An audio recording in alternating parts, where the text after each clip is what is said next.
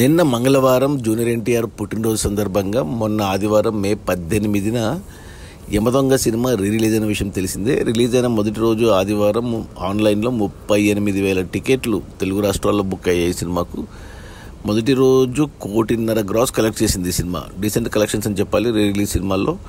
ఇక మొన్న సోమవారం వచ్చేసి 8,000 టికెట్లు ఆన్లైన్లో. నిన్న మంగళవారం పుట్టినరోజు రోజు మరో 8,000 టికెట్లు ఆన్లైన్లో. ఇక ఆఫ్లైన్ అన్ని కలిపి చూసుకుంటే తెలంగాణలో మేజర్గా హైదరాబాద్ నుంచి 70 లక్షల గ్రాస్ వచ్చింది ఈ సినిమాకు రిలీజ్లో 3 రోజులకు కలిపి.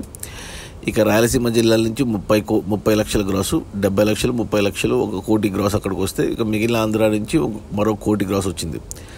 టోటల్గా తెలుగు రాష్ట్రాల్లో 3 రోజుల్లో యమదొంగ రిలీజ్లో 2 కోట్ల గ్రాస్ కలెక్ట్ చేస్తే, ఇక కర్ణాటక అండ్ ఓవర్సీస్ మేజర్గా అమెరికా నుంచి $22,000, టోటల్గా ఒక 50 లక్షలు వచ్చాయి. టోటల్గా 3 రోజుల్లో యమదొంగ రిలీజ్లో 3 రోజుల్లో 2.5 కోట్ల గ్రాస్ కలెక్ట్ చేసింది. డీసెంట్ కలెక్షన్సే, కొత్త రికార్డ్స్ ఏం కాదు, గొప్ప కలెక్షన్స్ ఏం కాదు.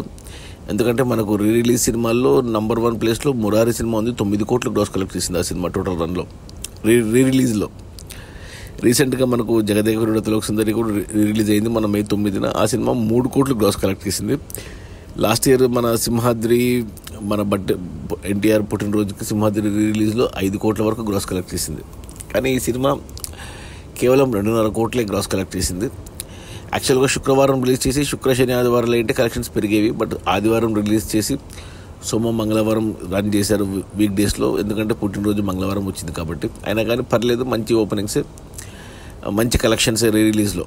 అది మన జూనియర్ ఎన్టీఆర్ పుట్టినరోజు సందర్భంగా రిలీజ్ అయిన సినిమా. 3 రోజులు షోస్ వేశారు.